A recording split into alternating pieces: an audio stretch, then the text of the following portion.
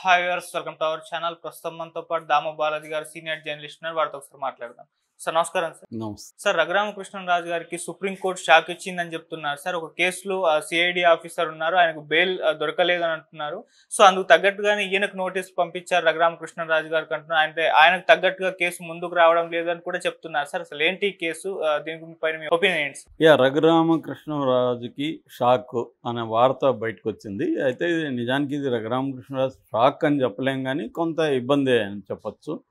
ఎందుకంటే ఇది కేసు ఏంటంటే, రఘురామకృష్ణరాజును సిఐడి వాళ్ళు అప్పుడు అరెస్ట్ చేసి దాని ఏమంటారు, సెడిషన్, రాజద్రోహ నేరం కింద రఘురామకృష్ణరాజును సిఐడి అరెస్ట్ చేసింది. సిఐడి అంటే నథింగ్ బట్ జగన్ అరెస్ట్ చేయించాడు. అప్పట్లోనే ఆయన నన్ను కొంతమంది ముసుగులు వేసుకుని వచ్చి ఆ సిఐడి ఆఫీసులో కొట్టారు భయంకరంగా. దాన్ని ఆ వీడియో తీసి లైవ్లో చూపించారు జగన్కి అనేది ఆయన ఆరోపించాడు. అయితే కోర్టుకు కూడా చెప్పాడు ఆయన. కోర్టు నివేదిక అడిగింది, మెడికల్ నివేదిక. ఎందుకంటే ఇది ఆరోపణ మాత్రమే, దానికి సాక్ష్యాలు ఏమి ఉండవు. నివేదిక అడిగితే ఈయనకి మెడికల్ ఎగ్జామ్ చేశారు. గుంటూరు గవర్నమెంట్ హాస్పిటల్లో ఫస్ట్ చేశారు. అక్కడ సూపరింటెండెంట్ ప్రభావతి ఆధ్వర్యంలో ఈయనకి టెస్టులు చేసి పోలీసు గాయాలు ఏమీ లేవు, కొట్టినట్టు ఆధారాలు లేవని రిపోర్ట్ ఇచ్చారు, మెడికల్ రిపోర్ట్. తర్వాత ఇక్కడ ఆయన అప్పుడు కూడా చెప్పాడు, గుంటూరు హాస్పిటల్ మీద నాకు నమ్మకం లేదంటే అప్పుడు ఈయనకి ఇక్కడ ఆర్మీ హాస్పిటల్కి, సికింద్రాబాద్లో ఆర్మీ హాస్పిటల్కి కూడా రెఫర్ చేశారు. వీళ్ళు కూడా కొట్టినట్టు నివేదిక అయితే ఏమి ఇచ్చినట్టుగా మనకి తెలియదు. ఏదేమైనా అది అప్పటి నుంచి పెండింగ్ పడిపోయింది. ఆయన తర్వాత జగన్ గవర్నమెంట్ ఉంది కాబట్టి దాని మీద సైలెంట్గా అయిపోయాడు. ఇప్పుడు ఆంధ్రప్రదేశ్ తెలుగుదేశం కూటమి గవర్నమెంట్ రాగానే ఈయన జూలై 11న గుంటూరులోకి వెళ్ళి గుంటూరు పోలీస్ స్టేషన్లో కేసు పెట్టాడు జగన్ మీద. సిఐడికి సంబంధించిన సునీల్ కుమార్, విజయ్ పాల్, వీళ్ళు. సునీల్ కుమార్ ఏమో డీజీ, డైరెక్టర్ జనరల్. తర్వాత ఏమో Ramanjaneyulu, Sitaramanjaneyulu, SIV, special intelligence branch, దానికి సంబంధించి ఆయన డీజీ, ఆయన మీద కూడా పెట్టారు. సో సిఐడి అధికారులు ప్లస్ జగన్ A3 అనుకుంటా, దీంట్లో A3గా పెట్టారు. సో ఓవరాల్గా వీళ్ళ మీద కేసు పెట్టారు. సో ఇందులో విజయ్ పాల్ ఏఎస్పీ ఆయన ఆధ్వర్యంలోనే కొట్టారనేది ఆయన ఆరోపణ, రఘురామకృష్ణరాజు. సో విజయ్ పాల్ ముందస్తు బెయిల్కి హైకోర్టులో పిటిషన్ వేశాడు, మధ్యంతర బెయిల్ ఇవ్వండి ముందస్తుగా అని. కానీ హైకోర్టు రిజెక్ట్ చేసింది, బెయిల్ ఇవ్వలేదు. దాంతో వీళ్ళు అరెస్ట్ చేయడానికి ఆయన్ని ట్రై చేస్తున్నారు, వెతుకుతున్నారని కూడా వార్తలు వచ్చాయి. కానీ అరెస్ట్ అయితే చేయలేదు. ఈ లోపల ఆయన సుప్రీంకోర్టుకి వెళ్ళాడు.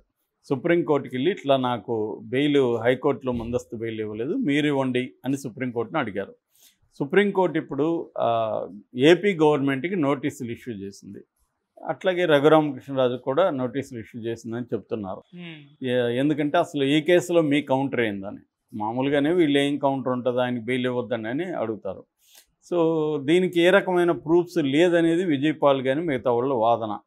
ఈయన కొట్టినట్టుగా కోర్టు ఇవ్వలేదు, హాస్పిటల్లో కోర్టు కూడా ఎక్కడా తీర్పు ఇంతకుముందే ఆయన చెప్పాడు, అయిపోయింది. హాస్పిటల్లో కూడా నివేదికలు ఇవ్వలేదు, ఓన్లీ ఆయన ఆరోపిస్తున్నాడు. ఇప్పుడు ఒక వ్యక్తి పోలీస్ స్టేషన్, చాలామంది కూడా పోలీస్ స్టేషన్లోకి వెళ్ళి వచ్చిన వాళ్ళు ఆరోపిస్తారు మమ్మల్ని కొట్టారని, కానీ దాన్ని ప్రూవ్ ఎలా చేస్తారు? అందుకని పోలీసు వైలెన్స్, కస్టోడియల్ వైలెన్స్ అంటారు. పోలీస్ స్టేషన్లో జరుగుతుంది, జైల్లో కూడా జరుగుతుంది. జైల్లో కూడా గార్డులు కొడతారు, ఇక్కడ కూడా పోలీసులు కొడతారు. రఘురామకృష్ణరాజుని కొట్టి ఉంటారా లేదా అనేది మనకు తెలియదు, కానీ కస్టోడియల్ వైలెన్స్ అనేది భయంకరంగా, కస్టోడియల్ టార్చర్ అనేది ఇండియాలో చాలా దారుణంగా ఉందని ఆమ్నెస్టీ ఇంటర్నేషనల్ లాంటి సంస్థలు అనేకసార్లు చెప్పాయి. నేను పౌర హక్కుల సంఘంలో ఉన్నప్పుడు 5 ఏళ్ళు పనిచేశాను. నేను ప్రత్యక్షంగా కూడా అనేక కేసుల్లో చూశాను. నాట్ ఓన్లీ వైలెన్స్, చంపేసిన సంఘటనలు కూడా బోల్డ్ ఉన్నాయి. ఇక్కడ కూడా ఈ మధ్యకాలంలో కూడా తెలంగాణలో కూడా బోలెడు కేసులు కస్టోడియల్ వైలెన్స్ అండ్ క్రైమ్ జరుగుతుంది. మొన్న కూడా నేషనల్ హ్యూమన్ రైట్స్ కమిషను ఆంధ్రప్రదేశ్ని, అన్ని రాష్ట్రాలని అది ఆదేశించింది. ఎందుకంటే జైళ్ళల్లో ఇట్లాంటి హింస వల్ల చనిపోతే ఖైదీలు, వాళ్ళ ఫ్యామిలీకి 5 లక్షలు ఇవ్వాలని కోర్టు, అది నేషనల్ హ్యూమన్ రైట్స్ కమిషన్ చెప్తే మొన్ననే ఆంధ్రప్రదేశ్ హోంశాఖ దాన్ని ఒక రూల్ పాస్ చేసింది, ఇట్లా 5 లక్షలు ఇవ్వాలని. కాబట్టి అన్ని జైళ్ళల్లోనూ చంపుతుంటారు. ఎవ్రీ ఇయర్ జైళ్ళల్లో కూడా కనీసం 2-3 వేల మంది ఖైదీలు ఇలాగ టార్చర్ భరించలేక చనిపోయిన సంఘటనలు ఉన్నాయి.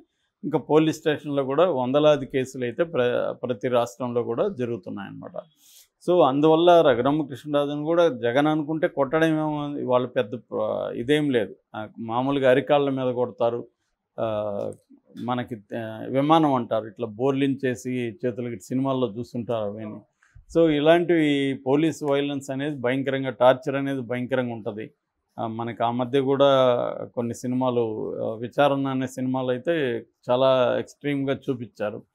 సో అలాగా ప్రతి రాష్ట్రంలో ఉంది వైలెన్స్ అనేది. ఇప్పటికి కూడా ఆ మధ్య కూడా మనం కొన్ని చెప్పుకున్నాం. ఇక్కడ కూడా ఎల్బీ నగర్లో లక్ష్మి అనే ఒక ట్రైబల్ ఉమెన్ని ఎంత చితగ్గొట్టారో మనం చూసాము.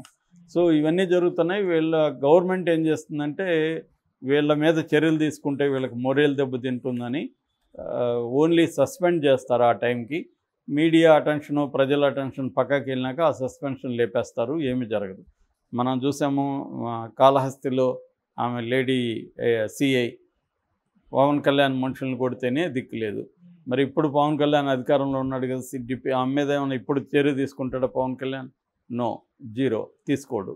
సో అందువల్ల ఏంటంటే వాళ్ళకి కూడా వీళ్ళెవరు మన మీద చర్యలు తీసుకోరులే అన్న దీంతో వీళ్ళు వెళ్ళిపోతుంటారు. అట్లాగే వాళ్ళ వైపు నుంచి కూడా సమస్యలు ఉంటాయి. పోలీసులకు ఉండే ఫ్రస్ట్రేషన్ ఉంటుంది, వాళ్ళ మీద పొలిటికల్ ప్రెజర్ ఉంటుంది. చాలాసార్లు జేబీఎంలో అదే చూపించాడు. పోలీసుల మీద పొలిటికల్ ప్రెజర్ ఉన్న చోట వాళ్ళు ఎక్కువ కొడతారు. ఎందుకంటే ఇప్పుడు ఏదో దొంగతనము, థెఫ్ట్, గోల్డ్ జరిగింది, ఎవరో ఒకరు మనం ఏం చేస్తాం, మా ఇంట్లో జరిగింది, నేనేం చేస్తా, ఎవరినో ఒకరిని పట్టుకుంటా, ఎమ్మెల్యేని పట్టుకొని రికమెండేషన్ తీసుకొస్తా. ఎమ్మెల్యే ప్రెజర్ తీస్తాడు పోలీసుల మీద. ఆ ప్రెజర్ చేయడం వల్ల వీళ్ళు ఏం చేస్తారు, వేరే ఇన్వెస్టిగేటివ్ మెథడ్స్ చేయడానికి తగిన స్టాఫ్ ఉండరు, తగినంత వీళ్ళకి ట్రైనింగ్ ఉండదు, ఏముండదు. కాబట్టి ఎవరినో పట్టుకొచ్చి అనుమానం ఉన్న వాళ్ళని చితగ్గొడతారు. ఇది జనరల్గా జరిగే ప్రాసెస్. దీంట్లో ఒక్క పోలీసుల వ్యవస్థను మాత్రం నిందించలేము. పొలిటికల్ వ్యవస్థ మొత్తంగా మనకున్న ఇవాళ సిస్టమ్, అంటే క్రిమినల్ జస్టిస్ సిస్టమ్ అనే దాంట్లోనే ఈ ప్రాబ్లమ్స్ ఉన్నాయి. ఇవన్నీ కరెక్ట్ చేయకుండా ఓన్లీ పోలీసులు నిందించడం అనేది కూడా కరెక్ట్ కాదు. సో ఈ కాంటెక్స్ట్లో రఘురామకృష్ణరాజు కేసు ఎందుకు చంద్రబాబు ప్రభుత్వంలో రఘురామకృష్ణరాజు అనుకోనంతగా ముందుకెళ్ళట్లేదు? అదే జత్వానీ చూసాము. జత్వానీ మీద టీడీపీకి సంబంధించిన ఛానళ్ళు డైలీ అదే పనిగా వాయించాయి. దాని మీద స్పీడ్గా కదిలారు, పోలీస్ ఆఫీసర్లను అరెస్ట్ చేశారు, కేసులు పెట్టేశారు. అతను ఎవరు, కుక్కల విద్యాసాగర్ కంప్లైంట్ ఇచ్చిన అతన్ని అరెస్ట్ చేసి లోపల పెట్టేశారు. ఇంత వేగంగా జత్వానీ మీద కదిలింది, రఘురామకృష్ణరాజు మీద కదలట్లేదు.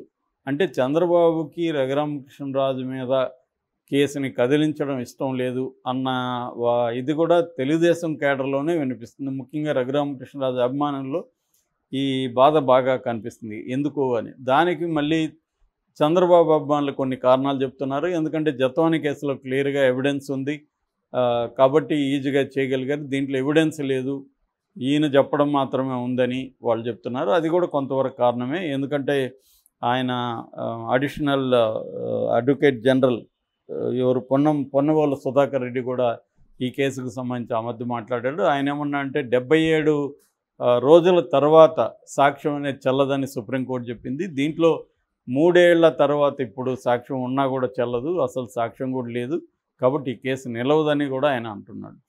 సో కేసు నిలిచినా నిలవకపోయినా మన ఇండియాలో నేను అనేకసార్లు చెప్పాను, process is the punishment. So వీళ్ళని ఈ లోపల అరెస్ట్ చేయొచ్చు. ఇప్పుడు చంద్రబాబు మీద కేసు నిలుస్తుందని జగన్ పెట్టాడా? చంద్రబాబును అరెస్ట్ చేయడమే జగన్ ఉద్దేశం. అందుకనే చంద్రబాబు మీద కేసు పెట్టారు. జగన్ మీద పెట్టిన కేసులు కాంగ్రెస్ నిలుస్తుందని పెట్టిందా? కానీ 16 నెలలు ఆయన జైల్లో పెట్టగలిగింది కదా, ఆ మేరకు అతనికి నష్టం జరిగింది కదా. అలాగా రాజకీయ ప్రత్యర్థుల్ని కావచ్చు, లేకపోతే పోలీసు అధికారులు కావచ్చు, ఐఏఎస్ వాళ్ళని కావచ్చు, వీళ్ళని వేధించడానికి ఇలాంటి కేసులని బయటికి తెస్తారు. నిజానికి జత్వానీ మీద చంద్రబాబు ప్రభుత్వానికి ప్రేమ ఎందుకు ఉంటుంది? ఆమె ఎవరో కూడా తెలియదు. అంటే ఈ సాగుతో జగన్కు ఉపయోగపడిన పోలీసుల్ని వేధించాలనేది చంద్రబాబు ప్రభుత్వానికి ఉన్న లక్ష్యం. జగన్ కూడా గతంలో ఏబి వెంకటేశ్వరరావు లాంటి వాళ్ళని అలాగే వేధించాడు. సో ప్రతి ప్రభుత్వం ఇదే చేస్తుంది. నిజంగా ఈయనకి టార్చర్ జరుగుంటే మాత్రం ఖచ్చితంగా రఘురామకృష్ణరాజుకి న్యాయం జరగాలి. ఆయన పోరాటాన్ని మనం సపోర్ట్ చేయాలి. Okay sir, thank you so much.